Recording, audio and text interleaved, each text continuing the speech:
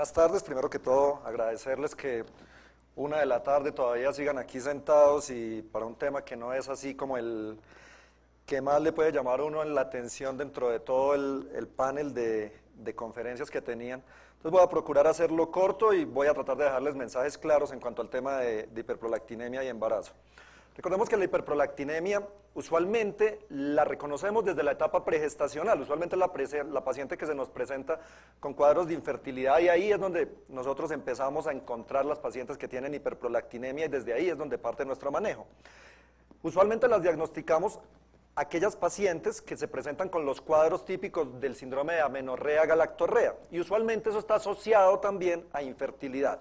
Esa es la presentación típica de nuestras pacientes que tienen hiperprolactinemia. Y a veces cosas mucho más sutiles, como por ejemplo una fase lútea corta, puede ser uno de los primeros síntomas que ese manifiesto que está sugiriéndonos que una paciente puede llegar a tener una hiperprolactinemia. El tratamiento suele ser fácil con agonistas DOPA y vamos a hablar un poco más adelante de esto y la mayoría de las pacientes logran recuperar su ovulación y pocas veces se requieren manejos quirúrgicos en las pacientes que tienen hiperprolactinemia. Cuando ya hablamos de pacientes que tienen prolactinomas, pues van a requerir una serie de evaluaciones un poco más especiales de las cuales también vamos a hablar más adelante. Algunos datos epidemiológicos, tengamos presente que alrededor de 1/3 de las pacientes que se nos presentan con cuadros de infertilidad obedecen a cuadros de hiperprolactinemia y que si además esa paciente está presentando un cuadro de amenorrea y galactorrea, hace mucho más probable que realmente haya una hiperprolactinemia de base y podemos hablar que casi el 75% de ellas pueden presentarla. Pero hay un grupo de pacientes infértiles que sin presentar galactorrea, sin presentar amenorrea, presentándose con ciclos normales, tienen procesos de hiperprolactinemia de base. Entonces, siempre en la paciente que se presenta a un estudio de infertilidad, recordemos que debemos hacerle estudios de prolactina, así no haya un cuadro de amenorrea y de galactorrea dentro de su sintomatología. 90% de las pacientes restauran su ovulación con el tratamiento, o sea, es una enfermedad que realmente evidencia una muy buena respuesta clínica. Más o menos 1 de cada 1000 pacientes que nosotros vemos se presentan con adenomas hipoficiarios. Y de esos adenomas hipoficiarios, el más común de todos es el prolactinoma, siendo aproximadamente el 40% de todos. Afortunadamente, las pacientes que se presentan con adenomas hipoficiarios, la mayoría, el 90% de ellas, se presentan con microadenomas, que usualmente tienen una buena respuesta y suelen ir muy bien con el tratamiento. Y el prolactinoma, como les decía, es el tumor más frecuente de la hipófisis. Si lo vemos aquí en esta tablita, diferentes tipos de tumores que se pueden presentar a nivel hipoficiario, el prolactinoma pues es el más común de todos ellos. ¿Cómo afecta el aumento de la prolactina la posibilidad, el chance de embarazarse y el embarazo? Recordemos que la prolactina se encarga en niveles altos, llega a causar inhibición de la GnRH y por ende también está alterando los pulsos de la hormona luteinizante.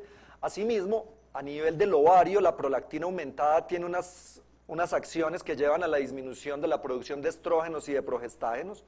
Además, tengamos presente que en el embarazo, normalmente, los estrógenos estimulan la producción de prolactina, de hecho es un aumento fisiológico de la producción de prolactina, y al final los niveles de prolactina pueden aumentar contundentemente hasta llegar a 200 nanogramos por mililitro. Recordemos que el patrón usual es alrededor de 20, o sea que decimos que al final de la gestación de manera fisiológica tenemos una hiperprolactinemia muy marcada. Dentro de las causas de hiperprolactinemia tenemos varias, las fisiológicas como el embarazo y la lactancia, que apenas es obvio por las características propias de esta etapa de la mujer, las medicamentosas, sobre todo drogas psiquiátricas, los antipsicóticos o drogas para el tracto gastrointestinal, enfermedades sistémicas, no necesariamente endocrinas, como enfermedades renales o enfermedades hepáticas, también me pueden llevar a que se eleven los niveles de prolactina. La estimulación de la reja costal, como por ejemplo en el herpes zóster, no me pregunten por qué, porque no tengo ni idea, pero aparecía dentro de lo que estuvimos mirando, y las idiopáticas. Entonces, aquí una cosa importante. Cuando hablamos de hiperprolactinemia y embarazo, tenemos que mirar las dos esferas de la patología. Uno es cómo el embarazo afecta la producción de prolactina y por ende cómo puede afectar el crecimiento tumoral. Usualmente las pacientes con hiperprolactinemia obedecen a tener un prolactinoma y el embarazo, obviamente al demandar una mayor cantidad de prolactina secretada, puede llegar a afectar el tamaño tumoral. Pero asimismo, el embarazo puede verse afectado por la medicación, no tanto por los niveles de prolactina, como les decía, es normal, es fisiológico que la prolactina se aumente, pero la droga que yo utilizo, que son los agonistas DOPA, sí puede llegar a afectar el embarazo. Entonces se forma como un círculo de acción, cómo afecta la hiperprolactinemia al embarazo y a su vez cómo el embarazo afecta los niveles de prolactina. Empecemos hablando de los efectos sobre el embarazo, y les mencionaba que aquí lo más importante es la parte medicamentosa. La bromocriptina, que es el medicamento que hemos utilizado durante muchísimo tiempo, es el fármaco con el cual tenemos mayor experiencia. La cabergolina, que es un medicamento relativamente nuevo y con el cual también hemos tenido buenos resultados, y el quinagolide, que sí aparentemente tiene resultados muy desalentadores en cuanto a resultados fetales y no deberíamos utilizarla. Entonces vamos a centrarnos un minutico en la bromocriptina y en la cabergolina, que son nuestros medicamentos, los que utilizamos de manera rutinaria para buscar restablecer la ovulación de la paciente. ¿Qué efectos pueden tener estos medicamentos durante el embarazo? La respuesta básicamente es que con la experiencia que tenemos actualmente no debería ser un motivo de preocupación lo que suceda respecto al uso de estos medicamentos. Aquí se muestra esta tabla, no es necesario que se detengan a leerla toda, pero sí miramos los casos que hay de pacientes que se embarazaron con bromocriptina, pacientes con cabergolina y comparadas contra pacientes normales. De estas pacientes, miramos abortos espontáneos, el 10% de las pacientes que estuvieron en terapia con bromocriptina, el 7.5% de las pacientes que tuvieron terapia con cabergolina, y en la población general estamos esperando que el 10 al 15% de las pacientes aborten. En resumen, no hay una relación aquí de una mayor tasa de abortos cuando utilizo alguno de los agonistas DOPA. Y si lo vemos para cualquiera de estos otros resultados adversos del embarazo, pudiera llegar también a decirse que es la misma situación. Los bebés con los detalles conocidos, 5.200, 822, y estos normales, el 98% en el bromocriptina, 97% en la cabergolina, y normales estamos esperando que sean el 97% de los bebés y alrededor de un 3% de pacientes malformados, que es más o menos unas tasas que se ven similares dentro de los pacientes que usaron los medicamentos. Entonces, primer mensaje, no teman usar la bromocriptina, no teman usar la cabergolina en sus pacientes infértiles, porque realmente el chance de que pueda suceder algo malo cuando se embarazan es muy bajo. Ahora vamos a ver cuál es el efecto del embarazo sobre el prolactinoma. Les decía entonces que el aumento de los estrógenos desde la placenta causa hiperplasia de los lactótropos y esto necesariamente me va a causar un aumento de los niveles de prolactina. La hipófisis es una glándula que va a estar creciendo desde el segundo mes y su pico de crecimiento lo vamos a encontrar en la primera semana posparto. O sea, todo esto es parte de la fisiología normal. Y de hecho, podemos ver incluso que los tumores pueden crecer durante el embarazo por dos razones. Uno, por la parte fisiológica que estamos diciendo, por la estimulación hormonal generada desde la placenta. Y dos, porque es que el medicamento normalmente yo debería suspenderlo. Entonces, esas dos situaciones me pueden llevar a afectar el crecimiento tumoral. Y en este escenario yo tengo tres grupos de pacientes de los cuales vamos a hablar un poquito más adelante. Las pacientes que tienen microadenomas y se embarazan, en términos generales no tienen mayor problema. Solamente el 2.4% de las pacientes presentan un crecimiento tumoral significativo. O sea, con las pacientes que tienen microadenomas yo me puedo quedar muy tranquilo. Las pacientes que tienen macroadenomas sí pueden tener unas complicaciones durante el embarazo de crecimiento de su tumor, llegando a ser hasta del 21% y es usualmente nuestro target de pacientes de cuidado. Y finalmente, las pacientes que tienen macroadenomas pero tratados previo al embarazo, que es el escenario ideal, tan solo el 4% presentan un crecimiento significativo de su tumor. En ese orden de ideas, entonces, miremos cómo sería el manejo de estas circunstancias de la hiperprolactinemia. Primero, pues la infertilidad, ya sabemos que la vamos a manejar mediante agonistas DOPA, y les mencionaba nuestras principales herramientas, bromocriptina, que es el medicamento con el que tenemos mayor experiencia, y la cabergolina, que es un medicamento también muy seguro. Les mencionaba que sobre el 85-90% de las pacientes realmente logran embarazarse, pero incluso si no lograsen embarazarse, podemos recurrir a medicamentos de segunda línea para procurar que puedan ovular, como lo conocemos, pues obviamente inductores de la ovulación, el más común de ellos, pues el citrato de clomifeno.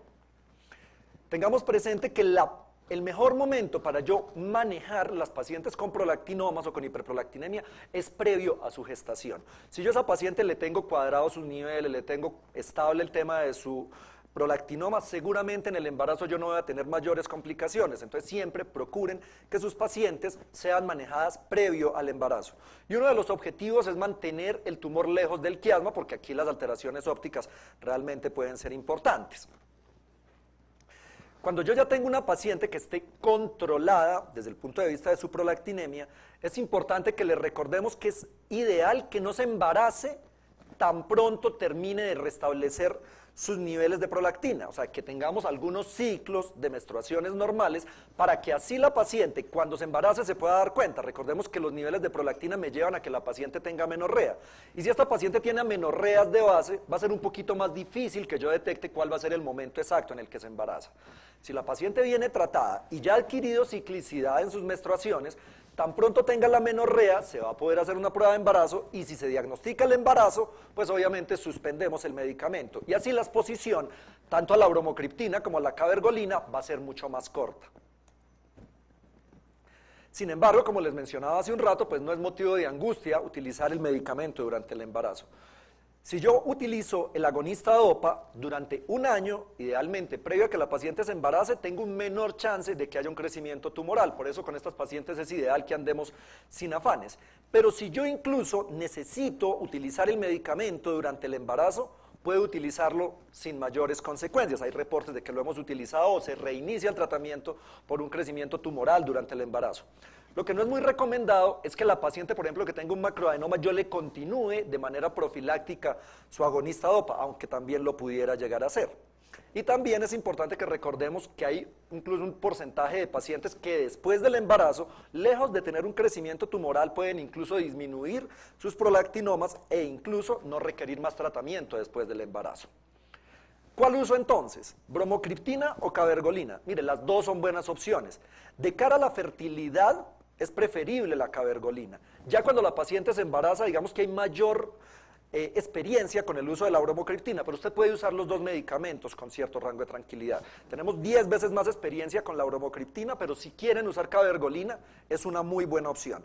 Sin embargo, recuerden también que realmente por las asociaciones europeas de endocrinología, la que está aprobada para el uso en el embarazo es la bromocriptina. La cabergolina cada vez va teniendo mayores reportes, cada vez tenemos más casos, pero si nos vamos pues aquí a lo evidente, la bromocriptina debería ser el ideal. ¿Cómo manejo ya la paciente cuando está en embarazo? Doctor, me hace entonces niveles de prolactina, ¿cuánto debe aumentar? Mire, no se desgasten pidiéndole prolactinas séricas a su paciente en el embarazo, se van a enloquecer, se van a chiflar. No pidan prolactinas, no está indicado porque la prolactina se va a aumentar fisiológicamente. Entonces, es importante que no pidan eso. Lo otro es que si ustedes la llegaran a pedir y está muy aumentada, usted lo primero que se va a imaginar, no, ese tumor está creciendo montones, hagamos resonancias, y no necesariamente es así. A veces el tumor puede crecer sin que la prolactina esté aumentando sustancialmente, o a veces yo puedo tener aumentos sustanciales de la prolactina sin que necesariamente el tumor esté creciendo. Entonces, primera recomendación importante, no se desgasten pidiendo prolactinas durante el embarazo. El seguimiento debe ser clínico y básicamente es que usted haga el examen visual y mire cómo va la parte neurológica de su paciente, manifestada como principalmente con cefaleas intensas. El crecimiento, como les decía, no es tan común y hacerle una campimetría rutinaria a las pacientes con microadenomas tampoco es costo efectivo, a menos de que la paciente esté refiriéndoles a ustedes alteraciones visuales. La campimetría y las resonancias, entonces vamos a reservarlas solamente para pacientes sintomáticas. Teniendo entonces este escenario, vamos a referirnos a estos tres grandes grupos de pacientes. Pacientes con microadenomas, pacientes con macroadenomas y pacientes con macroadenomas tratados. Si tenemos un microadenoma, las opciones para restablecer la fertilidad las mencionábamos, agonistas DOPA, la cirugía con una resección transesfenoidal sola o la cirugía seguida de agonistas DOPA. Realmente, usualmente con el medicamento es suficiente. Los macroadenomas, los microadenomas, como les decía, casi que vigilándolos salen solitos. Pero ya cuando tengo un macroadenoma y definamos el macroadenoma como aquel tumor que tiene más de 10 milímetros, lo ideal es que yo tenga una resonancia de base por si yo necesito valorar nuevamente durante el embarazo, mirar qué tanto está creciendo ese adenoma. Recordemos también que alrededor del 20-25% de las pacientes tienen riesgo real de que ese adenoma crezca y de eso tengo que estar pendiente. Y aquí sí, en las pacientes que tienen macroadenomas, yo debo estar haciendo un seguimiento de su campimetría, debo estar haciendo un examen visual cada trimestre por lo menos para así darme cuenta. Si hay algún disturbio visual, inmediatamente poder recurrir a la resonancia. Y si yo tengo una paciente en la cual yo veo que se está tornando sintomática, la primera opción es reiniciar el medicamento. Vuelvo a iniciar agonistas DOPA. Inicialmente, la bromocriptina. Aquí puedo utilizar el medicamento durante el embarazo con un importante rango de seguridad. El manejo de todas maneras es individualizado. Habrá pacientes que requieran tratamiento quirúrgico o si el embarazo ya está suficientemente avanzado, es preferible sacar el bebé y que luego pues ya con la parte de endocrinología se encarguen del manejo de la mamá. Como les mencionaba también, esto lo ideal es que venga controlado desde la parte pregestacional, ya sea con la cirugía previa, ya sea con el manejo con radioterapia y agonistas DOPA, pero lo importante es que yo pueda llegar a tener una paciente controlada, idealmente previo a que se embarace. Si yo observo crecimiento tumoral, que las pacientes que tienen macroadenomas, mi primer paso es reiniciar el agonista DOPA. Lo puedo iniciar durante el embarazo, darlo en el embarazo sin ningún problema. Y si hay poca respuesta y el embarazo ya está avanzado, pues como les mencionaba, también podemos pensar de una vez en desembarazar la paciente. La cirugía es una opción realmente, pero no es la primera herramienta que nosotros debemos tener. ¿Se puede o no se puede lactar? La respuesta es sí, sí se puede, pero idealmente yo no debería utilizarlo. ¿Por qué? Porque es que el medicamento me va a inhibir la lactancia. Aquí hay unas recomendaciones respecto a la lactancia y el embarazo. Uno es que si la mujer desea lactarlo, puede hacerlo y esto no debería afectar el curso de su enfermedad. Y la paciente que por el curso de la enfermedad, que está creciendo su tumor, que está teniendo algún tipo de disturbio visual, requiere el manejo, usted igual se lo puede dar y si la paciente tiene la facilidad de seguir lactando, lo puede hacer. Lo más probable es que el medicamento le termine inhibiendo la lactancia, pero si lo logra, no hay ningún inconveniente.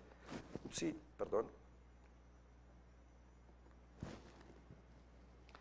No hay datos de que la lactancia aumente aumente el tamaño del tumor y por eso tampoco se le debe inhibir a la paciente que lacte. Lo mismo dice acá, y las pacientes deben ser valoradas 2 meses después del parto o tan pronto terminen la lactancia para mirar cómo está el tamaño del tumor luego de esto y también si requiere o no requiere manejo.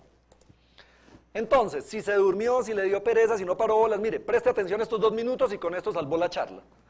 Si usted tiene una paciente que tiene un prolactinoma, después de que usted ya le diagnostica el embarazo, diferénciela. ¿Tiene un microadenoma o tiene un macroadenoma? Si tiene un microadenoma, retire el agonista DOPA y continúe un manejo expectante. Si la paciente permanece estable en su enfermedad, sígala monitorizando clínicamente hasta el parto y luego, ya después de que termina su lactancia o 2 meses posparto, hágale imágenes. Si la paciente tiene un macroadenoma, yo tengo aquí 2 opciones. La más recomendada es que suspenda el agonista DOPA y le haga un seguimiento estrecho, como si tuviera un microadenoma. Pero si la paciente tiene un macroadenoma con extensión, si la paciente tiene una enfermedad que no tiene una buena respuesta aún, yo puedo continuar el agonista DOPA.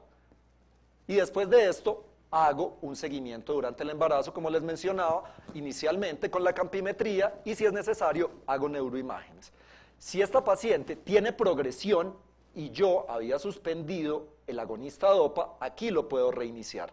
Pero si definitivamente, a pesar del agonista DOPA, no hay mejoría, pues nuestra opción es la cirugía o cuando el embarazo está avanzado, ya pensar en el parto. Con esto, con que ustedes tengan esta tablita, ya con eso se comieron toda la carreta que les acabo de echar. Aquí está listo. Finalmente, estas son unas guías de práctica clínica y estas son como las recomendaciones importantes cuando hablamos de la parte de hiperprolactinemia y embarazo. Y esto aquí pues están como los niveles de evidencia. Primero entonces, si yo tengo una paciente embarazada, lo primero que yo debo hacer es suspender el agonista DOPA al inicio del embarazo y mirar cuál es la respuesta de la paciente. Clarísimo, es una recomendación 1A, no haga seguimientos de los niveles de prolactina, no pierda su tiempo, no le haga perder la plata a la paciente, a la EPS, a nadie. La resonancia vamos a reservarla exclusivamente para las pacientes sintomáticas. Las pacientes que tienen macroadenomas con poca respuesta, es mejor hacerle un tratamiento quirúrgico e idealmente pregestacional. Como les decía, tan solo el 4% de las pacientes que han sido tratadas quirúrgicamente de manera pregestacional tienen complicaciones durante el embarazo. El crecimiento tumoral durante el embarazo se puede dar y aquí la conducta es que reiniciemos el agonista DOPA, básicamente que reiniciemos la bromocriptina, y la campimetría y las resonancias, por lo menos la campimetría inicialmente la debemos hacer cada trimestre, y la resonancia en las pacientes que son sintomáticas. Con esas dos últimas diapositivas, créanme que les puede quedar claro todo lo que se refiere a la parte de hiperprolactinemia y embarazo. Muchas gracias.